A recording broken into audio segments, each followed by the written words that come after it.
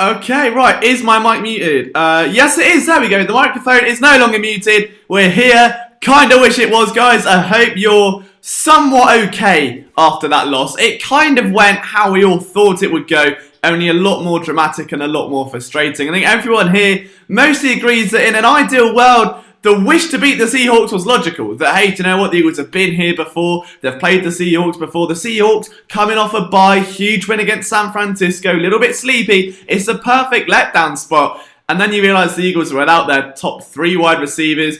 I was never for the idea of Andre Dillard playing at right tackle. I put an article about that up earlier this week. That went about as well as a cup of cold sick. It was an awful decision. Obviously, in the long run, you had Halapu Lavati Vaitai then move over. Brandon Brooks went out due to injury. It was just atrocious. There's a lot to dissect from this game. And that's what we're going to be here for the next 60 minutes. Going through it as much as we can. Hey, Christian Donahue, how are you doing, my man? Shout out to Jay Wade in the chat. We've got Doge, or it seems that the meme Doge.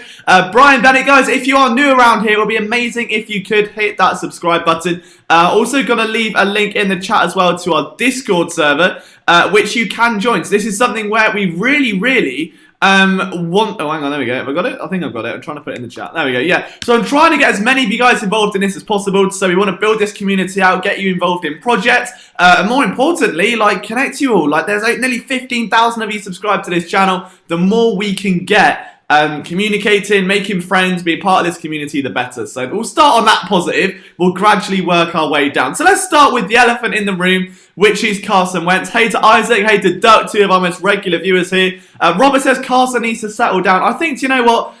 That is going to be the ultimatum here. Like, that's what we're now facing. And I remember the second quarter, the Eagles down by 7 points. And the first thing you see is Wentz trying to force it down the field. And you know what? Like, there is absolutely a lot of offensive excuses. You can look at the lack of run game without Jordan Howard. You can look at the fact he didn't have his top receivers. You can look at the fact that anything else, basically, that you want to throw his way.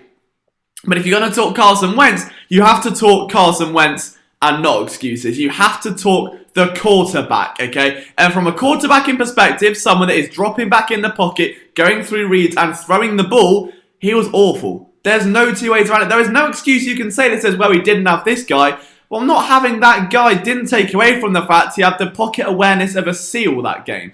Not having that guy didn't help him, you know, cling onto the ball and then try and desperately get it out as he's being brought to the ground. Which is something that I've said for over a year now. Like, you can go back to the film room mid-2018 about his pocket presence. We saw someone that, as he's going to the ground being hit, is trying to desperately get that ball out of his hands, trying to desperately sling it downfield.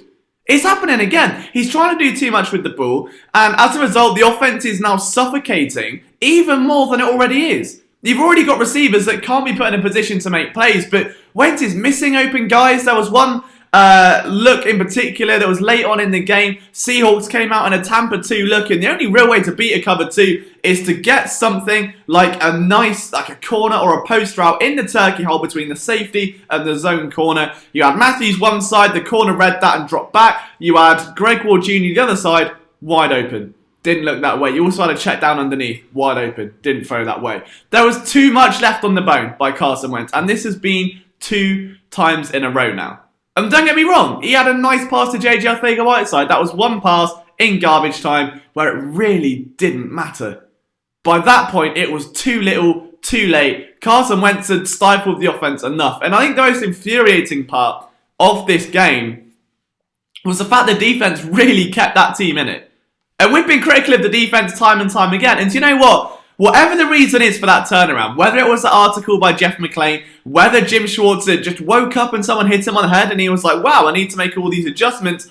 Whatever it was, the defense has now changed. We're seeing 5-man fronts. We're seeing press coverage. We're seeing safeties being put in a position where they can communicate better. They're not making mistakes in like cover 1 and cover 3 now.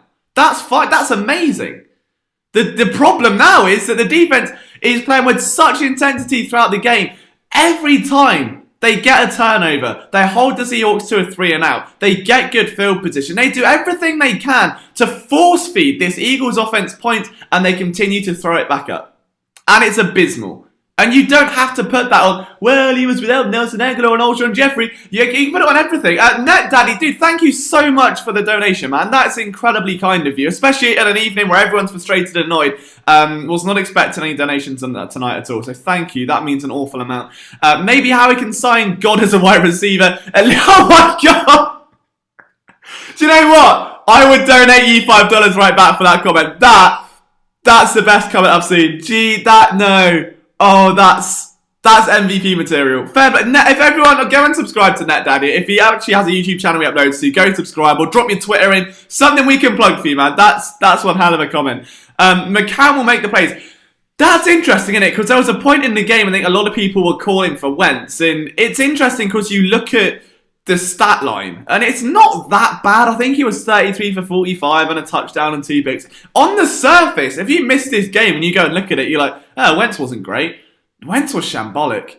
And I think that the worst nightmare of every Eagles fan is seeing Josh McCown go out there with a simplified offense and just end up putting points on the board. Like, you'd be like, oh God, here we go again. Nick Foles 2.0, right, brace yourself, boys, it's going to get a bit messy. We would absolutely see that. Yoda Black says, what's up, my boy? King Cars does it again. Yeah, it's not been pretty, is it, for Carson Wentz? Duncan Wynn says they need to simplify the offense so that he can get comfort zones with what he has. Yeah, I don't get why they don't, if I'm honest. Like, you'd think, especially against this defense, in a game where you know Seattle can put up points in buckets, you'd want to get them out to a lead. You want to invert more RPOs. You'd want to take the checkdowns. You'd want to keep the run game open. And like, what I really, really don't get is that there was such a heavy run focus. This is all coaching. There was such a heavy run focus at the start of this game, right? Absolutely ridiculous. You're like, okay, Goddard's in as a fullback pretty much every offensive snap. Okay, every offensive snap. So they're running the ball. It's going reasonably well. Like Ajayi's there in short yardage situations. And you're thinking, do you know what? We've got life. But it's clearly not working. All you're going to do is run outside zone with Miles Sanders, another 14 times with Goddard as a lead blocker. They're going to catch on to it. Your best case scenario now is to implement play action passes with deep routes. Like, get it sorted. Okay, get some play action rolling. Because going zone outside isn't working, but you've got them biting, you've got them closing down. This has to be bait, and it wasn't. I don't know why they didn't do that. Like, at what point are you going to run 7 consecutive runs outside to the left with Miles Sanders, or at least what it felt like, with Goddard as a lead blocker, and not push that further, and not build on the play action? It happened, once, twice maybe? Running back screens were useless. Carson Wentz overthrowing Miles Sanders on a screen and then a wheel route. That was, I think, just as infuriating. Warren Dykes says that I think it's Carson Wentz's side. I think you can tell midway through that game. It's happened a couple games in his career now. I think the most notable one for me will always be that blowout loss to the Saints. But he lost his head. For anyone that plays FIFA Ultimate Team, raise your hand. I don't know if you do. But if you play Weekend League, you know how frustrating that can be. You get 3 games in and you lose, your head goes. And even though you think you can play a game, you're naturally frustrated. You're constantly looking for the bigger play, the bigger thing to get yourself back into winning ways. It's exactly what's happening with Carson Wentz. The problem is, I don't think you can coach a lot of what Wentz has out of him now. Because a lot of the main concerns are coming inside the pocket, feeling pressure, and getting the ball out quickly. What we're seeing is someone that is so desperate to open up those deep developing routes and to hope that his receivers who can't get separation can, that as he's going to the ground, he's then launching it up. And that's where the fumbles are coming from. And that's where they've come from his entire career. And I got scolded the other week. So I was like, I went never protected football. And someone was like, oh, well, how can you say that? He's only fumbled 3 times this year. Well, that went well, didn't it? It's shocking. It's absolutely shocking. I think that replacing John DeFilippo with Press Taylor hasn't worked. I think we can all agree on that, right? I think that Mike Groh absolutely at this stage has to come into question as an offensive coordinator. That's fair for all of us.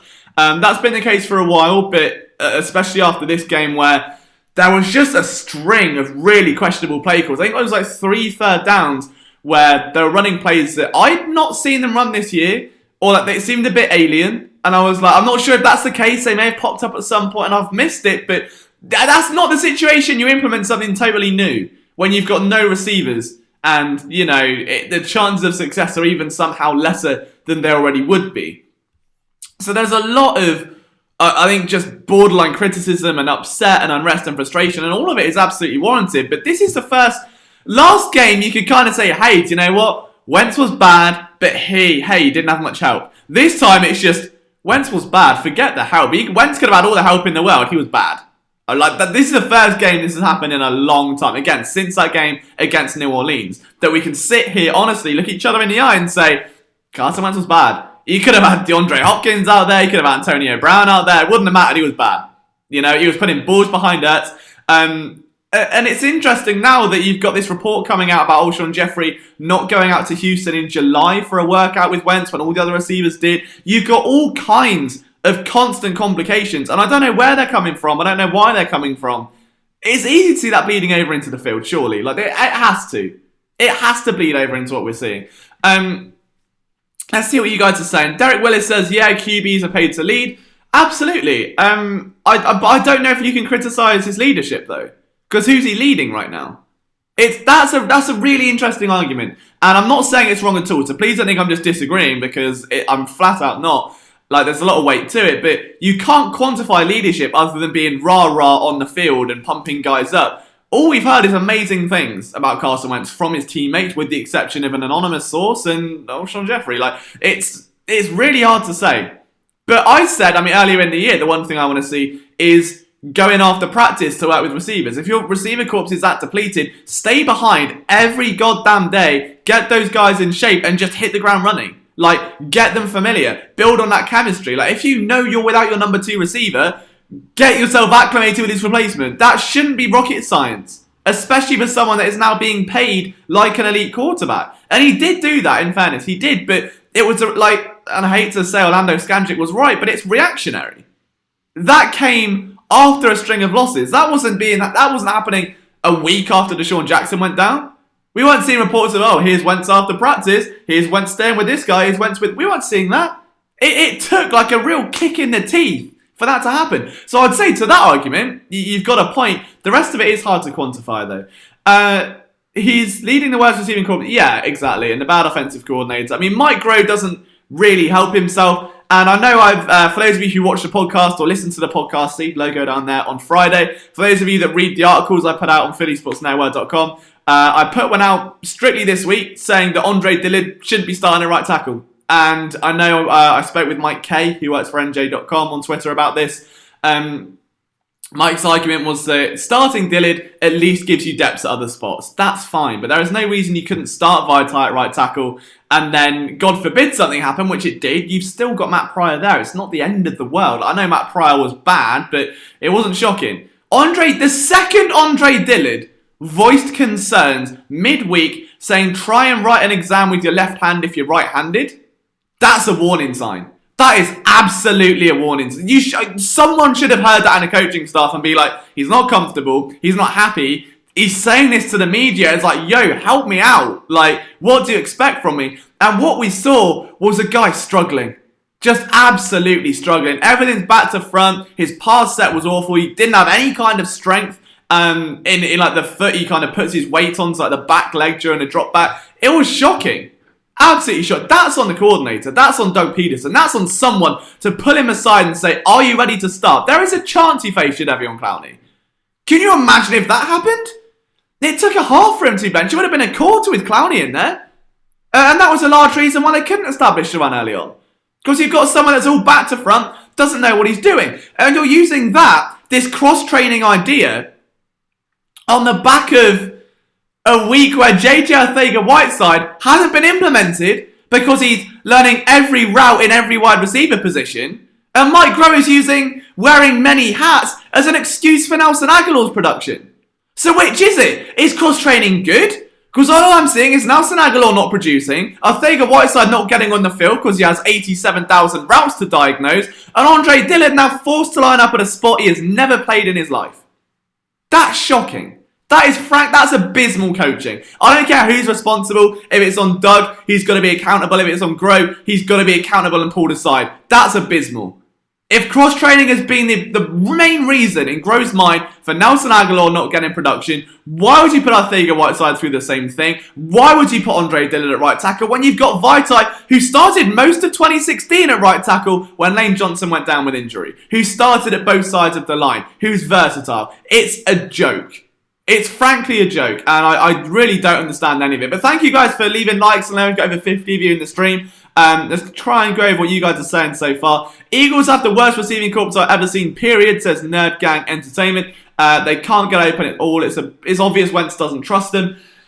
Yeah and no. I mean, they were open at times. Wentz is missing them. Like, what's Miles Sanders meant to do as a running back when the ball goes 80,000 feet in the air? What's Greg Ward meant to do when the ball goes the opposite direction for an interception when he's in the perfect position to make a play on it? There's only so much you can blame the receivers core, you know? Let's see what other guys are saying. I don't know how you can throw. I don't know how you can throw to guys you can't trust or who can't get open. A lot of it's on the wide receivers, but as much as we like to say as it's an excuse for Carson Wentz, this was a lot of it on Carson Wentz this time. It really was. Peyton Manning can't read defenses that fast. Dude, it wasn't hard. I mean, it's just going through your progressions and looking at where I got. There's a reason Zach Ertz was targeted 14 times, you know? Like, I get he's going to where he's comfortable and stuff, but... I mean, it's unfair to blame Wentz for a few bad passes. A few bad passes? No, this wasn't a few bad passes. This was bad pass after terrible pocket awareness, after taking unnecessary sacks, after being bailed out of a further 2 fumbles, after fumbling another 2 times, after throwing another 2 dodgy picks, leaving wide receivers wide open on one side of the field and not throwing them, throwing the ball behind his receivers, underthrowing other ones. No, this wasn't a few bad throws. This was a bad game. This was a very bad game. And there's no shame in admitting it. Like, I don't know why fans are so hesitant to say Carson Wentz played bad. Like, let's just call a spade a spade. That was a shocking game. All right? Absolutely shocking. There is no need to hide from that. It doesn't mean that everyone hates Carson Wentz or that there's, oh, we'll keep that same energy. I will keep the same energy so long as he plays like a bad quarterback. You know? If he plays like a good quarterback, I will call him a good quarterback. If he plays bad, I call him bad. It's, you know, you can only go so far defending your quarterback. You can say, hey, he wasn't helped by his wide receivers. But I'll stand by this. You could have anyone out there earlier today, he would have been bad. That was a bad quarterback game. And there is no harm in admitting it. It shouldn't cause a war among the fan base. It shouldn't cause Twitter debates. It shouldn't cause people to go at each other's throats. It was a bad quarterbacking game. And unfortunately, that's what's going to take the headlines, because in a game like that, like it or not, when you've got no wide receiver production, you've got no wide receivers healthy, you look to the quarterback like, all right, you're paid how many $1 million? Make something happen. Lead your wide receivers. Put them in a place to make a play. Keep it. Take it yourself. Get it to a tight 10. Do something. Make an audible at the line of scrimmage. Do something. And he didn't do enough. Nowhere near it. And again, that's okay. I think this could be the worst game we've seen from Carson Wentz. Which, if it is, isn't the worst thing in the world. He's not Jameis Winston. He's not taking away from the offense. He's just not pushing it forward. And that's the problem. Especially when you're really relying on him to come up and do exactly that. It's a real shame. But guys, if you are in this stream and you've not subscribed to Philly Sports Network, it would be amazing if you could. The reason for that is we are this close to 15,000 subscribers. That was our aim at the end of the year. We're like just over 200 subscribers away. If you could join our community, that would be absolutely amazing. I'm going to drop a link in the chat again to the Discord server, which it's going to be out of sync. You would have seen that 5 minutes ago now. But if you could join that, just come and chat with us, hang out. We're going to have like live discussions. We have live debates. We're going to have podcast calling. It's a fun community. So come be part of it. We're going to have all kinds of fun and giveaways and stuff later on. So just come be part of the fun. Everyone played bad. Wentz played the worst, and I've seen Carson say, yeah, that's fair enough. Geordie, who I know is in the stream, says, this game really angered me. I think it's really angered everyone. It's a real shame. Like, it's true. And do you know what? I said this the other day, and I kind of said it a bit sarcastically, but now there's not even hiding from it. Like, if the Eagles somehow get back into the playoff race and they make the playoffs, it's the biggest wasted opportunity of the season. I don't care. Even if they go and win a Super Bowl, you can't look back at this year and go, that went as planned.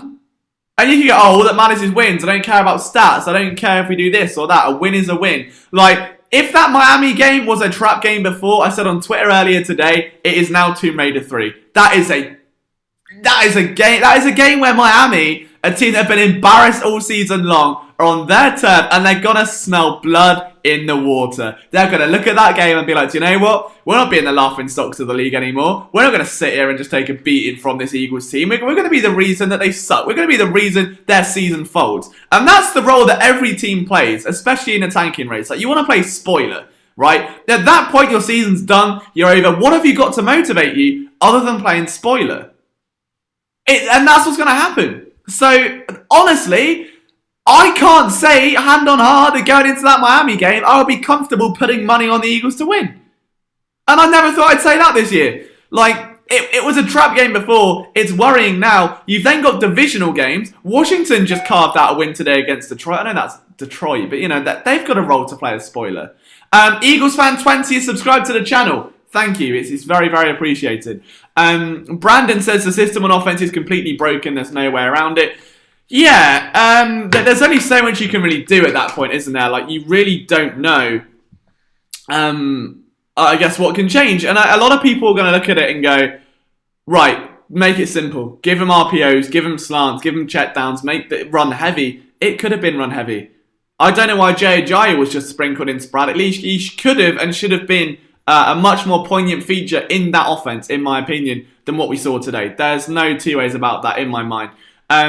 It's been a really shoddy game by everyone's standards. Offense, or at least on offense. I think defense. Can we talk defense for a minute, guys? Is that alright? Can we just give some credit to a unit that's actually doing okay? Because, Jesus Christ, like, fair play to the Eagles defense right here. Like, it's unbelievable. The fact that over and over and over again, all they did was put that offense in a chance to make a play, to make a win. To make a win, you can tell my head's gone at this point. To just save the game. Like, this is the Seattle Seahawks, for crying out loud. This isn't a walk in the park. And instead, it was just thrown away. The defense were literally force-feeding the Eagles. Just giving the ball back. Like, the offense would throw a chance away. Brandon Graham hustled his heart out all game long. All game long. And he comes back. You know, we give the ball on offense, 50-yard line. Good field position. Can they do anything? No. All right, defense goes out again. Malcolm Jenkins interception. Awesome. Flips to Avonte Maddox. Great. Good field position. Can they do anything with it? No. What more could you ask for from the defense? And I'm not... Do you know what? They played that well for most of the game. I'm not even going to talk about Ronald Darby. And if you've been around here a while, you know me. You know how much I've been on his back since the second he was re-signed. The most disliked video on this channel is me saying that Ronald Darby re-signing was the worst move of the offseason because he can't tackle and it will punish the Eagles in a scheme where they have to keep play in front of them. And everyone jumped on me. Oh, dare you, he's quick and he's a cornerback and he's quick. I'm not even going to talk about it. I won't even talk about it. I think Jalen Mills, for the most part, played quite well. A couple of bad plays, but did all right, all things considered. Very difficult when all the defense can do is make plays and stunt the game and force Russell Wilson into bad throws. And Warren Dykes is in the Discord server. Thank you, man. That's amazing to see. How infuriating is it if your name is Malcolm Jenkins, if your name is Rodney McLeod, if your name is Brandon Graham, if your name is Fletcher Cox? What more can you do? You've done everything possible, everything you can, and you just let it slip away. It's not fair at all. And I think Jim Schwartz at this point, this was a game I said earlier on in the stream that would, I think, really give us a defensive identity. Like, up until this point, the defense has only played well against Buffalo, Josh Allen, Chicago, Mitchell Trubisky, and Tom Brady, who's 97 years old and regenerated. You know, like, this was a game where it's, all right, well, has Jim Schwartz really turned this ship around? Or is there, you know, was it just a case of playing bad offenses? And I think we're finally beginning to see that it took a knock on the head. It took 9 weeks of mental trauma. But Schwartz has finally made adjustments. And the cornerbacks are healthy. And the defensive line is getting healthy. And we're seeing this Eagles defense. And that, if it is the only positive we can take away, is a damn big one, considering how bad they've been all season long. Like, there is nothing, I think, negative to really say. They did all they could. They were on that field way more than they should be. The offense couldn't do anything to change the course of the game. It was constantly on the defense to save it, and they did. Time and time again, drive after drive, play after play, tackle for loss after tackle for loss. The Eagles' defense was brilliant in this game. Until, like, you know, the end of the second half where they kind of flailed away a bit. And I don't blame them. I think I'd have given up at that point as well. It's like, you know what? I've tried that hard for that long and you're not going to do anything with it. So what is the point? Why am I going above and beyond? And if they fell apart, they fell apart. It's a bit of a shame, but when the game's out of reach and you do all that, it's really hard. Doge, I'm not forgetting that defense last year at all. I've been the biggest Schwartz critic this entire year. Like, if you're familiar with the channel, I've been on his back. I've done film rooms saying it's all scheme, it's not players, and that's why Jalen Ramsey wouldn't have fixed the defense. It's why no one they signed would have fixed the defense. But he's turning it around a little bit, and I think that's got to count for something. Boss Little said Greg Ward needs to be starting. Yeah, I don't know why Greg Ward wasn't called up prior to this game. Like, especially given that Matt Collins was giving nothing. You know, that sucked. So I don't know. Like, I'm very happy with the fact that Greg Ward Jr. actually came up and made an impact. Like, he deserved it. He spent 3 off seasons trying to make the team, went to the Alliance of American Football, came back to the Eagles, finally got on the practice squad, and now actually comes out and puts on a damn show. Like, fair play to him. All things considered, I think he played very well. King JJ lit his hell. They call him Toe Drag JJ with the dab, for crying out loud. That's amazing. Now, good to see you, JJ. I'm still working on your t-shirt. We're waiting for our finances to get paid so I can get it out, alright? So that's the boring excuse as to why it hasn't been sent out yet. But on that note, for anyone wanting t-shirts and stuff, by this Friday, so by Black Friday, we will have ugly Christmas sweaters, PSN ones, which I know you're all delighted about. So, I mean, it was basically, they all came from this stream. Like, without this stream, you wouldn't even have the ideas. So, we'll get those all sorted out for you a little bit later on. I'm not even drinking tea today. It's just water. I think I'm that annoyed with everything. But we've still got like over 30 minutes to go. It's just me today, so there's none of the Flipping the Birds crew, and Thomas is up at like 5 a.m. tomorrow, so it's just me breaking it down. So let's kind of get through as many of your takes as possible. Duck says Schwartz gets to keep his gig. Grove's got to go. Get Gruden. Yeah, I'd say Gruden. I think Mike McCarthy was an interesting suggestion we had recently. And another I like was just Dan Quinn. I think that could work as well. Someone outside. Just someone with an outside perspective that isn't going to be a yes man in Peterson's ear, which, without discrediting Grow, kind of looks to be the case. That says, where's Aguilar's burner? Yeah, that was an interesting week, wasn't it? Jesus Christ, that was not fun at all. Greg Ward needs to be used like Ted Ginn, end around screens. Yeah, and he kind of was. He kind of was for a bit. There were a few, little orbits and stuff he was used on. He became that gadget player. But if I'm honest, that's sort of like how they use Aguilar in the slot, and even Golden Tate in the slot, for those of you who remember that last year, as gadget players on orbits and screens and trying to get yards after they catch and working underneath. He's a lot more physical than people give him credit for, Greg Ward Jr. He's very physical, and I know I've done a film reel on him before, somewhere along the line. It might be buried in the depths of this channel somewhere, but I'll try and dig it out at some point. He did quite impressively. Like, I was, from a first glance, again, without having to go back and look at the tape and the All-22 and see what happened, like, I was quite impressed with him. Which is saying a lot considering how disappointed we've been with the entire offense this year so far. So, I'll take that for sure. Let's see what else you guys are saying here. Dan Quinn from Atlanta. Yeah, Jay Fizzle. I think that would be the guy that I'm looking at. Like, I know their offense has been a bit stinky right now, but presuming that era comes to an end, you look at what he's done in his time at Atlanta, I think you could easily make a case for this would kind of be a fit that makes sense. Any word on Jernigan? Not yet. At least not that I've seen, but all I've done is write up a game recap and come straight into here and make all the images, so I've not really had a chance to catch up on news. I'm going to try and see if there's anything of relevance just yet. Jason P has said it will be a point of emphasis this week to tell Doug Peterson if they need him to, he will move to right tackle. Well, that says how bad the idea of playing Dillard there was, wasn't it? I mean, a bit late for that, Jace. Bit late for that, isn't it?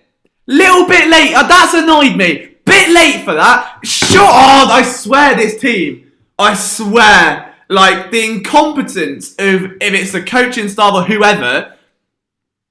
Oh my God. I'm sorry for almost the breakdown on the live stream, but for crying out loud, Again, I put this in the article. If Andre Dillard is saying that playing right tackle, a position he has never played in his life, is like writing an exam right-handed with your left hand, that's an alarming bell. Now he goes out, gets absolutely bullied for a first half. This is a rookie tackle. He wasn't even meant to play in 2019. He was meant to redshirt and learn from JP. He's been forced in against Khalil Mack, against a potent Bills defense and pass rush. And now he's that close signing up against Clowney at right tackle, a spot he's never played. So after the bullying, Jason Peters has a great idea and goes, hey, I can play right tackle.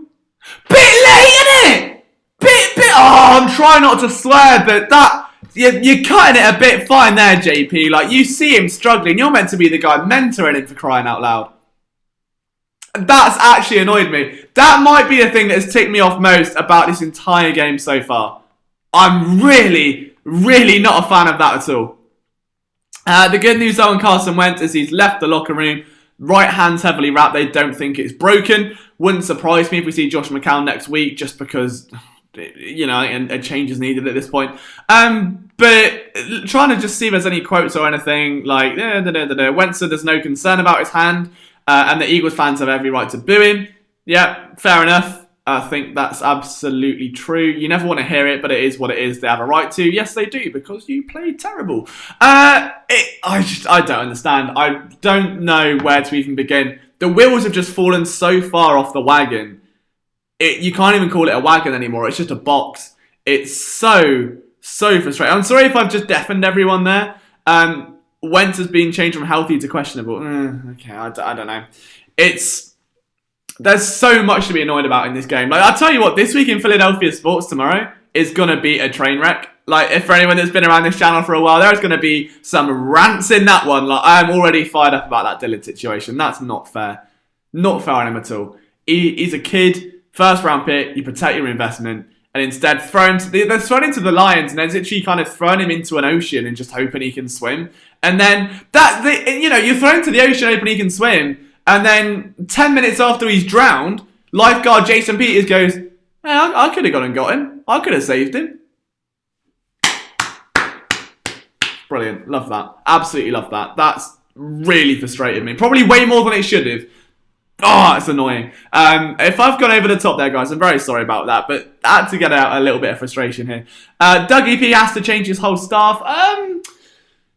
I'd say positional coaches outside of Carson Walsh and Press Taylor can be exempt. Like, Justin Peele, for instance, I think is absolutely fine. You can hear it in Nelly's voice. He's shook. Yeah, that's fair. That's been the case for a while now. They're like, even like that the first game, I think it was Detroit, where he was called up and you could have branched out and made that catch, or you could have made a bit more effort. He was like, and you can see he's, a little bit upset there. So, Buzz Davis, Carson in the pocket is scary, no internal clock. It's no internal compass, no internal radar, no internal... I think as a quarterback, the ability to feel pressure is so underrated, and Wentz used to be amazing at it. Then 2017 happened, and last year he kind of came back a little, 2018 I should say, not 2017. Let's not slander off that MVP season. When I think they're going to bench Carson Wentz, I don't think they will. It would be a massive L to take if you bench Carson Wentz and then McCown goes out and then the offense just magically works. Your investment then looks very bad, and the Eagles would much rather save face and blame every other factor than bench Carson Wentz. And that's the reality of it. You've paid a lot of money. It's sort of like losing 50k on a blackjack table and go, but almost won. You'd rather just say how good it almost was than the fact you've lost 50k. It just doesn't make sense. I hear Cam Newton's available. It's just annoying. We should have did whatever we needed to keep Frank Reich. At the end of the day, he's head coach material. He's proven that last year. He's proving it this year. You weren't going to stop him from taking a head coach role. Trying to stop anyone taking a promotion is hard to do. And I've had it here at Philly Sports Network. We've had writers that have done great work for us and put out some fantastic articles, and they catch the eyes of bigger outlets, and they end up getting internships at ESPN. And you can't convince someone not to take the opportunity because it's selfish, Frank Wright did some amazing things for the Eagles. during his time as offensive coordinator, led them to a Super Bowl. Like, you don't want to stagnate his growth. You want to reward him for it, and he's earned that opportunity. So, like, you know, like, we can be happy. How he built after that, that's the question. I don't think the Eagles have. Like, it's worrying that they didn't appear to at least go out and look at other offensive coordinators and just went, yeah, Mike will do. Didn't really have any previous coordinator experience. That could have gone one of two ways, couldn't it? 5-6 to 10-6. No, I don't think that'll happen. I really don't think that. So let's just, let's get the Eagles schedule up for a minute. Because I want to know the exact order of the games that we've got. Because I don't think this is as simple as people make out now. I said that if they get one of the next two games, aka Seattle or New England, they've got an absolute chance at going like 10-6. Not now. So now you've got the Dolphins, which I really, really, really, really think at this stage is a trap. It's more than a trap game. Like, they've got a chance of losing that. And that really pains me to say it, but I think they do. They've got a real chance of losing that. Like, because at the end of the day, again, Miami are going to play spoiler. They're going to come into that game thinking, what's left to fight for? How do you motivate a team whose season is so far gone to not go and lay an egg? Pride only goes so far because you'll have individuals that their personal pride outweighs everyone else. They can't carry 53 men or 46 on a game day roster. So that will be the motive. Like, let's play spoiler. The Eagles are vulnerable. They're wobbling. They're coming off 2 dodgy losses. Their offense is invisible. They've had 3 touchdowns, and I think it's 40 drives now since that Buffalo game. 3 touchdowns in for this. That's shocking. So they'll smell blood in the water. They then go and face the Giants at home. That should be a win. If they lose to the Dolphins, forget it. Absolutely forget it. Because it'll be the same thing. Smell blood in the water. Then they go to Washington. Dwayne Haskins just got himself, I think it's his first victory as a quarterback today. After, having to try and rally his offensive lineman last week. I think they might go on a late run because they've got an identity and they've got something to fight for. And they're trying to buy into this young quarterback who was sort of like a misfit answer for them. So I can see Washington being a problem. The Eagles should still win, but there'll be a problem. Dallas, if you drop any more than one of the next 3 games, it'll be a miracle if they win, and by that point, it might not even matter. And then you end with Week 17 at the Giants, which will be Nate Sudfeld versus the Giants if they lose to the Cowboys. I can't see it. I really cannot see them going 10-6. And if they don't deserve it. They're not playing football to a standard that says 10-6. If this team goes 10-6, it is the most embarrassing 10-6 team in history. And I don't think that's a far-fetched statement. It's a painful thing to say, but I really don't think it is. Let's just go back and just see what you guys are saying. What have I missed? Team won't win 5 straight. That's laughable. Wentz is forever in Foles' legendary shadow. Let's not get that far. I think any quarterback is going to be not stuck in a shadow. Then Foles was in Wentz's shadow, really. And he went out and won a Super Bowl and created his own legacy. That you're not in a shadow. Like, you're the franchise guy. You were the one they drafted and then just got paid a lot of money. Like $128 million level money. 128 million, sorry. That's not in a shadow. It's easy to say we play trash teams, but the Eagles aren't much better, are they? That's the thing. Like, and bearing in mind that we've got Jordan Howard's injury, which is apparently more than a stinger. And we know now that it's a shoulder injury. We know he's had shoulder injuries in the past. There's a chance he could be out for 2-3 games, maybe a bit more than that. Alshon Jeffrey is doing Alshon Jeffrey things. Nelson Aguilar, Christ knows at this point. Like, is it really worth having any of them back? Do they add that much to the offense? Have they been that productive when they're on the field? No, they haven't. It's annoying. Ramon Zamora, thank you for joining the stream, says, Jeffrey Lurie says, Jeffrey Lurie looked how I feel on camera today. Lol, disgusted. Yeah, I think we can all agree. It's not acceptable. It's not the brand of Eagles. This isn't the new norm that Eagles fans are promised. This isn't this Super Bowl winning era. They're trying to avoid a Super Bowl hangover, and in doing so, have just created a long-term problem. It's sort of just like waking up with an actual hangover and force yourself to get out of bed and go to work and just vomiting everywhere is what they've done. Like, yeah, you're out of bed and you're working, but just stay at home. It's much safer, innit? Just to embrace the fact you're going to lose a lot of people and seek to replace them. Don't half-arse it. That's coaching staff and that's players. We can easily say that about last year's team. We can say about this year's team. Like, this 2019 free agent class, bollocks. I mean, and it's a shame because I was excited about it. I was excited about Zach Brown. PFF darling Zach Brown. I was excited about Sunday Ho. See, I'm not even optimistic enough to do the song. That's what this team's done to me, right? I was optimistic about just about everyone that was signed. Apart from Ronald Darby. He can... No. And now you look back at it, shocking. They've not plugged the holes. They've ruined the development of their rookies this year. Absolutely ruined it. Arcega-Whiteside couldn't get on the field. Andre Dillard has now been thrown to the wolves. Like, what more could you want? Clayton Dawson's gone.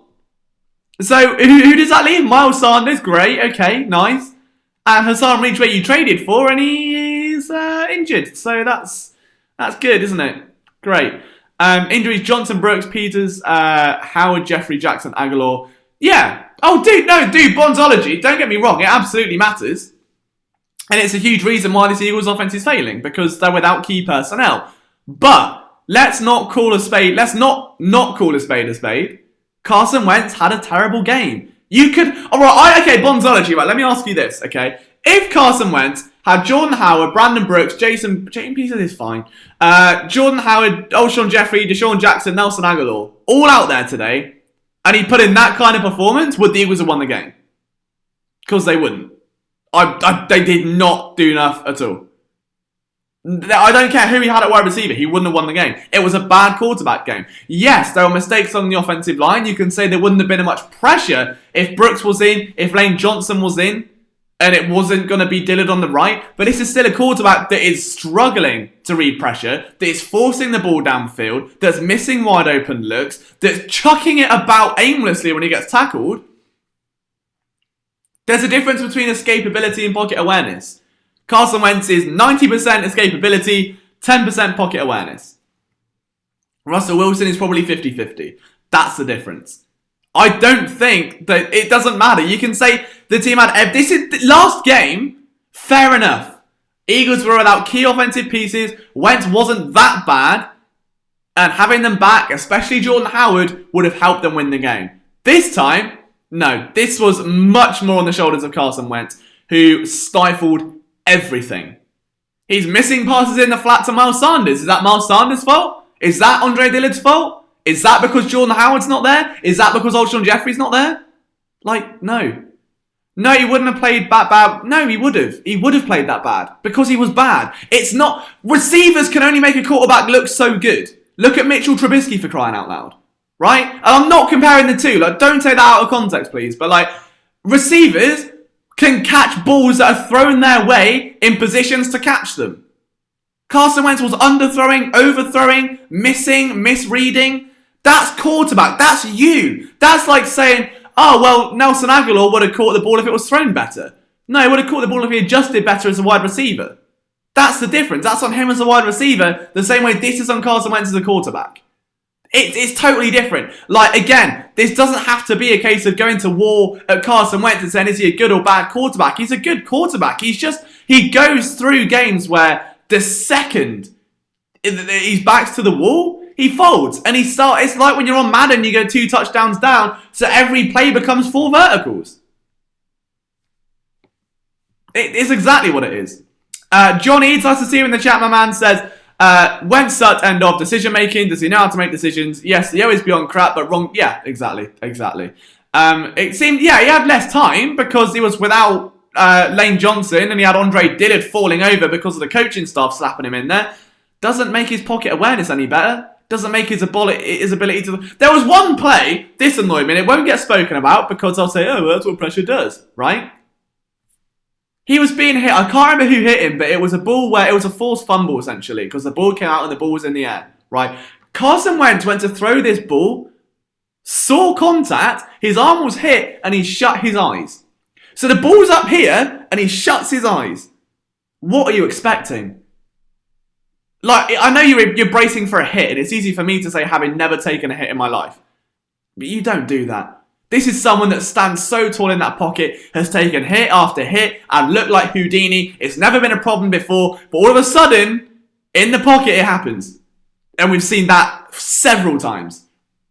So, yeah, like, outside of that, though, there were positives, I think. Like, Ajayi is a short yardage back now, has a role. Matt Pryor played all right. I think we saw flashes from Greg Ward Jr. Zach Ertz is still a good tight end. A very good tight end. On defense, you can't say enough praise, really.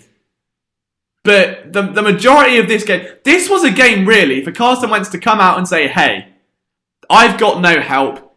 Get me some. You should have got me some. You should have got me some at the trade deadline. You should have got me some before the season started. There should have been an insurance policy. You should have got my rookie out there. I can only do... Hey, as a quarterback, I can only do so much. I can only do so much. Just like Russell Wilson in 2018, I can only do so much. My offensive line's terrible. Andrew Luck, pretty much any season with the Colts before last year, I can only do so much. That was this game. But he didn't. He was bad. So now you've gone for a potential narrative change of taking all that spotlight off the quarterback and saying, do you know what? He hasn't got any help. What can you expect? What more can Carson Wentz do? This game was what more can the defense do? It's as simple as that. Like, there is no escaping that. And I really didn't want to come on here and be like, trashing Carson Wentz for 45 minutes. But unfortunately, he's becoming a polarizing figure because the love and affinity fans have for him, having finally found a franchise quarterback, probably the first one realistically since Donovan McNabb, right? You're going to draw... It doesn't matter. It's like insulting someone's wife. It doesn't matter if she's being a bitch. It's someone's wife. And someone's going to get annoyed about it. So, you're going to get that. You're going to get that, okay? Dallas has been bad as of late. Bad drops and fumbles. Yeah, I mean, Dallas has been bad this season, I think, overall. I mean, I know he's had red zone touchdowns, and that's his forte, but he's been bad. He's had several drops this year. We have the Packers 49ers game on NBC this evening at 8:20. Thank you, Kitter, for a little bit of a positive boost. Wentz needs to quit his hunting YouTube channel and divorce. Oh, God, okay.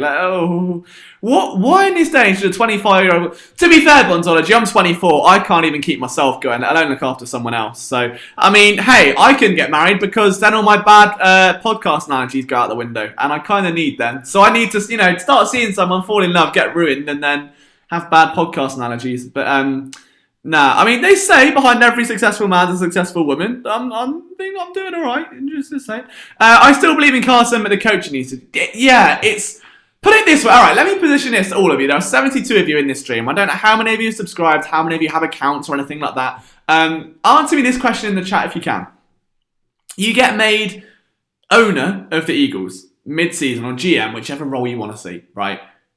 Today. Monday morning, you're allowed free reign over that locker room. You can do whatever you want. You're allowed 3 changes. What do you do? Right now. So you can't trade. All you can do is sign free agents. Maybe shuffle the coaching staff around a bit. 3 changes right now. I'll be very interested to see the variance of what we see. And that, I think, is a very definitive answer as to how much is wrong with this team. Because we're going to see some people saying don't grow. Some people will undoubtedly say bench Wentz, and you can at least understand why. You'll see some people, coming out and say, change the offense, make the offense simpler. I'm very intrigued to see where that will go. We can go 5-0. The Eagles can go 5-0. I don't think they will. I mean, I can go out tomorrow and get married, but I won't. Do you know what I mean? It's being realistic. This game went as everybody expected. Just a little bit more frustrating, I think. So there is a little thing out on Carson Wentz here. It says he walked out of the training room with his hand wrapped with ice. Can you wrap ice? Ice is a solid. You can't wrap ice. I guess it's in a bag and they wrap the bag. I mean, it's a joke, guys. I'm trying to lift you all up. All right, don't worry. I'd fix the offensive line. I'm firing Mike Groh. It's a lot of Mike Groh. Ask the league what they're doing with AB. Sign him. Fair. And then fire Groh. Fair enough. Alright, we've got 10 minutes to go. So for the last 10 minutes, I will just do a standard Q&A. Joseph Labello, thanks for coming in, man. I think he's thinking too much. His line isn't doing great. Lost all of his pro right side. Receivers not winning. Seattle off a bye. Dude, KJ Wright is a beast. I'm not being funny. Every time the Eagles have lost to the Seahawks, KJ Wright has been like their MVP. He's so damn good. And I was wishing the Eagles would sign him this offseason. I'm pretty sure he was a free agent or yeah, he was a free agent. I think he was. He re-signed with Seattle. I'm a massive KJ Wright fan. Love the guy. Absolutely love the guy.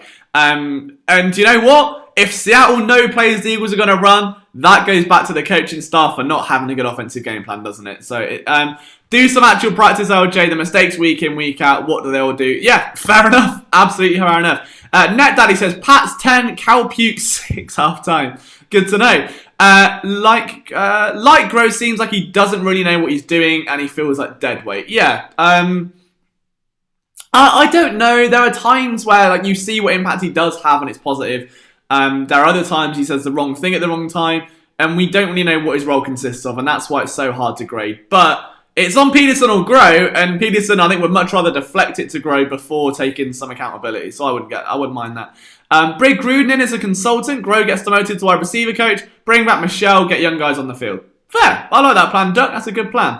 I'm asking about AB. There's a lot of ABs. Okay. Emphasis on simplifying the offense. That bingo card's been ticked. I would agree with that. Everyone isn't perfect. Nelly knows. Nelly knows best. I need ice wrapped. I need ice wrapped around my head after this. Fair enough, Christian. I don't blame you. Fire Grow. Fire the med team. Find a wide receiver coach. Yeah. Carson Wentz has done nothing this year. So again, like we don't know what positional coaches do day in and day out, but it's certainly not coaching in Philadelphia. So maybe getting a new one's a good idea. Good offensive line masks mediocre receivers. I would argue as well that mediocre receivers mask bad quarterback play, and none of that was on show today. JJ Arcega-Whiteside, Jordan Matthews and Greg Wood starting at receiver. Fire the QB coach. That's the first I've heard that, Nerd Gang, but I'm with it. I get it. Stop trying to be the Pats with all their... yeah, fair enough. Hey everyone, it's time for a new OC and some real receivers. Make Doug simplify the offense. Liam says, Geordie, what do you think of drafting a wide receiver and some good prospects? See, this is the thing. I don't watch a lot of college tape until the off-season because it feels like Christmas to me. Like, I would much rather focus all my content on the Eagles than skipping it and talking about college grades that can slip or rise. I could talk about a potential WR1 now within a month he's then a third-round pick. Like, I'd much rather wait and have that whole off-season to focus on. Like, it's like unwrapping Christmas presents. I love it. Some people are able to digest college games on a Saturday, and they like that, and they like talking about who can fit the Eagles. Cool, but no one really cares until the January, February time anyway, when the attention fully shifts. So it's like I'd much rather focus just the Eagles now and surprise myself. Joey Judy is a name that obviously stands out. There's a couple other guys, Isaiah Hodgins, who I think could be a steal because of the fact he's from a slightly smaller school. Was Ajayi in the fourth? Is in the fourth quarter or drafted in the fourth round? I'm pretty sure it was the fourth round. Offensive line has been bullied in numerous games. Yep. I'm a Christian. First time ever turned off with 6 minutes to go. To be fair, I started writing the article with around 5 minutes to go, so you're not alone there, John. Stephen Bevan. Hey, Steve. So Steve is our esports writer, so we'll be covering the Philadelphia Fusion. So anyone here that likes the Philadelphia Fusion, just be sure to shout Steve hello. He's going to be in our Discord server quite a lot. We're also going to be trying to have some live streams on here with Overwatch and some other cool things. Hopefully some franchise mode on games and that sort of thing. So we'll see. We've got some exciting things planned for you, but make sure to give Stephen a big hello. Like, he's one of our newest writers, and he's from England as well, which is always good. He says, I think our major issue at the ATM is Wentz not trusting receivers. Multiple times Wentz ignored open. Yep, absolutely fair. Jared Ferrens, who I think is your first message in the chat, so thank you. Again, guys, by the way, if you're not subscribed, would be amazing if you could. Purely because, again, we're this close to getting 15,000 subscribers. It would be awesome if you do enjoy this content, just to hit that red button. Just means you get to see it, obviously, when it's uploaded. You know how subscribing works. I don't need to explain it to you. If you enjoy the content, that would be really amazing if you could. Could I explain why everyone wants Grove's head? Doug's calling plays. What row does an offensive coordinator play if he's not... Yeah, that's a very valid question, and that's why I don't jump on him straight away. But he absolutely has an influence in game planning. We know he conducts the first 15 plays, which were just Dallas Goddard fullback, Miles Sanders running outside. So, I don't know. It's really hard to grade. But at the end of the day, like, the offensive coordinator is someone that ideally game plans the offense and helps Doug Peterson with that. So it's down to him to at least have some sort of input and say, hey, change this around, do this or do that. Fire, who's ever in charge of player development, says Lost Canadian. Well, I found you, so you're now a found Canadian. I mean, Madden gives me better coaching suggestions, just saying. Fair enough. Maybe move to more of a shotgun set. I like that. Shazram says, loved how the defense played. The defense can't do everything, and the Eagles should have planned better. Bang! He's basically just said, the Seahawks are ranked third in the league. And ball security. There you go. Totally agree. If you want to jump at PSN, hit me up. You just summed up an hour stream in like 2 minutes. Fi Grow, Judy's not falling that low. I'd be surprised where the Eagles end up drafting, Masterman. Let's not write that off. J-Train got beefed up. Teddy's just upset. He's listened to the 1975. I'm in the same boat, buddy. Enter the Discord server. Have a little cry with us. Count to 3 in the pocket and throw the screen if nothing works. That would work, Zuppo, if he didn't sell the ball 50 metres in the air. What's the deal with fumbles and mishaps? Do you know what? It's something that Wentz has had long term. And no one seems to talk about it. And I do, and I get shouted at for it. And I don't want to sit here and be like, oh, I'm that guy, I told you all I was right. But it's been the case since 2017. Like, whenever he gets taken to the ground, as he's falling, he tries to get the ball out. And because the ball is away from his body, it comes out more. Like, he should have been about 5-6 turnovers today, and he got away with murder. It's just on the quarterback, and they're not coaching that out of him. But I don't know how you can. Because you can't say, right, well, let's simulate a situation where your heart's going to kick in, you're going to, I'm going to get the ball out. You can't simulate that pressure unless it's like a real game situation where the quarterback is going to get hit, which you inadvertently do not do in practice because you're hitting your own quarterback. So all you can say is, right, stop doing that, and then you can do it all you want. And it's like, if anyone saw the KSI v Logan Paul boxing fight, right?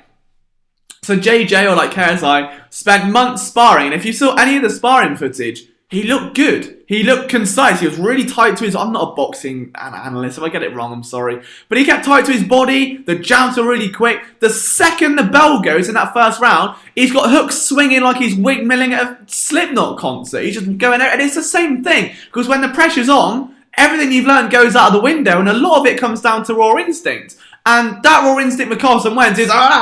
and getting the ball out. And I think that's where a lot of that problem's coming from. I hope that helps Carlos. I might try and do a film ream on it. As Wentz regressed always at the OC, I'd say a little bit from column A and a little bit from column B. It's the water, it's not the quality H2O. Yeah, it might be. It might be. Patrick Hoffman says I'm super late to the party, but yeet! And I think that's what Carson Wentz does whenever he gets brought to the ground. Watered down orange Gatorade isn't good because it's already watery. I wouldn't know, we don't have Gatorade here. We've only got the blue one, which just tastes like Powerade, which is better, so I go with Powerade. I think it's Simon Peters needs to move to Lions coach. Don't mention Peters again, because I'll cry. I'm not having that decision with the right tackle thing. That's silly. Bonzology, Brady studies tape, Wentz goes on. We don't know that, though. We don't know if he studied. Right, okay, on that note, Bonzology, I get what you're saying, but how many Instagram videos does Tom Brady post of his wife and his kids? You can't criticise a quarterback for having a life. Do you know? We know Tom Brady's a workaholic. I think any starting quarterback in the NFL should be. And if they're not, that's what makes Tom Brady different. But you can't say that bearing in mind, his hunting YouTube channel, he has a team of people to edit. It's not like me, where it's just me doing everything, setting up the stream, editing the cards and the images that we've got around, making filming videos, making podcasts. It's not me, alright? He's got a team of people doing all the hard work for him. He just goes and shoots animals, which is ironic I'm not going down that road. Not tonight. Try max protect on some plays. Yeah, fair enough. Really good. Oh my god, I'm running how far back I'm in the chat. Is that Brett Favre in him? Yeah. Do you know what? Yeah. Fair enough. That's a fair point, Jay Fizzle. Absolutely fair. I don't know what else I can say to that. That is the Brett Favre in him. And it's what made Brett Favre special, right? Is that he was, great and bad at the same time. He'd have some heroic throws, he'd have some vilifying throws, but that was Brett Favre and that's why people loved him. Same thing here, only Wentz is shooting himself in the foot a lot more than Brett Favre did. Apart from that time in Minnesota where he was alright. Because, do you know what is a fun fact for you? My first ever NFL jersey was a Brett Favre Minnesota one, and I don't know why. I didn't even buy it. I don't know how I got hold of it, to be honest, but I just remember having a Brett Favre Minnesota jersey, and it was way too big for me. First one I ever bought was, I bought a trio, and I had LaShawn. I don't know why I'm telling you this, but I bought LaShawn McCoy and Nick Foles, and they were both fakes, and a Philadelphia Flyers one. So, fake jersey crew, alright? It's a hard road out there. Don't slag anyone off wearing fake jerseys. We've all been there. How's he regressed? It's right on par with 2016 talent. Alright, let's not say he's regressed. Let's just say that he has not improved as... I don't even want to say that, because he did. In 2017 he did, and you saw the drop back and the footwork, and it slowly slipped away again. I don't know what it is. It's really hard to kind of put a lid on and say, this is what's wrong with Carson Wentz, this is what's wrong with the coaching staff, this is what's wrong with the offensive linemen. Like, it's really difficult to say. And again, even with that, okay, alright, so I can only speak from my experience with doing this for a living, okay? And you know, that you would do 24/7 football for your contract. Like, that's fair enough. And you do what you love and you get paid for it, but it kind of doesn't become about the money. Like, and it's not for me. And I'm definitely not out here rolling in Lamborghinis and stuff, hence why I'm in a little office with an echoey microphone on a laptop talking to you about the Eagles. But for the first time in my life, having literally run myself into the ground with no money to keep this business going, I'm a bit comfortable and it's nice. But that doesn't mean just because I'm suddenly earning more money that I'm taking any time off or like putting extra time in. It's the exact same hustle. It's the exact same grind I've been doing for 5 years. The same way an NFL player. It's not about the money. It's what you do. It's what you love. Like, you say, you know, it's easy to say, oh, I do this 24/7, but you do it anyway. If it's what you love, you do it anyway. It doesn't matter if you earn 1 million or 194 million or 20 quid or 200 quid. You do what you love because you love it, regardless of whether you get paid or you don't get paid. The difference is in Wentz's situation, there's a lot more pressure on him. And that he's got a lot of people on him now. And that price tag is going to be associated with every conversation that we have because it's hefty. And the team are paying an investment. The same way, right, if my content got really bad, it might be bad already, I'm not going to judge it, that's your job. And you were like, Liam, what are you doing, man? Like, why are you out here living like that? Why are you doing, right, it's the equivalent of me going full time and then going out and partying every single day of the week, taking up some sort of like drug addiction, and then coming back and be like, hey guys, welcome to the post game. You'd be like, what are you doing? We've made this investment in you, we've subscribed, we've given you a platform, and you're wasting it. It's the same thing. That's the frustration. Luckily, I like to think I'm not going down that road, touch wood, with a bit of luck. But it's the same thing. It's the exact same thing. Like, it's not about the money for a quarterback. As much as, you know, you being financially secure is great and all, like, it's instinctive when you're in the pocket. He's not there being sacked going, oh, there goes 128 million. Oh, I'm not worth that now. Let's see. He's a dumbass play from this game. Now, 3rd and 1, Carson the shotgun, 6'5" and weighs how much? In the gun. Come on, man. Yeah, fair enough. Patrick Hoffman says, if you want to blame the injuries, then it's time to switch up coaches, including Doug, for training backups correctly. Also need to begin looking into how and why did... Yeah, there's a lot of finger pointing. I think everyone's accountable.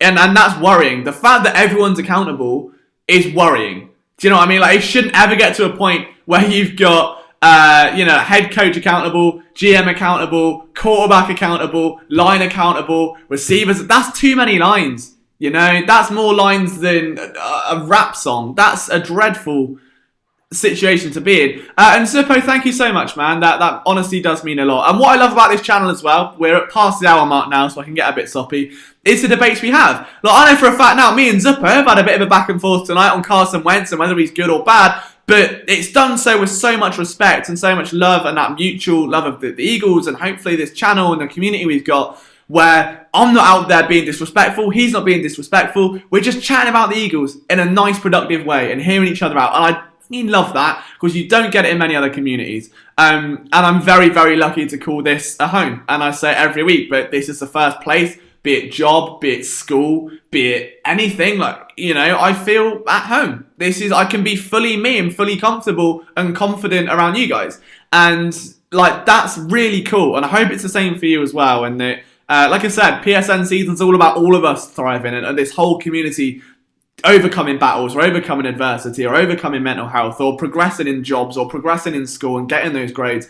Like, I love that. And I'll always be, you know, supporting every single one of you to the best of my ability that I can. Hope the Eagles can do the same. But before we wrap up, I will put the link to the Discord again in the chat, which I know has just gone out 10 seconds before. But if you do want to join it, all of our guys can be here and we can be like, hey, and we can have a little chat. And I know I'm really bad at replying. I'm sure Patrick Hoffman will tell you that. I get a little bit bad sometimes and I'm either super busy or I've got like calls and trying to mentor like the whole 30 people business thing. But I try my best. Sometimes I'll say hello if you want to talk with me in Discord.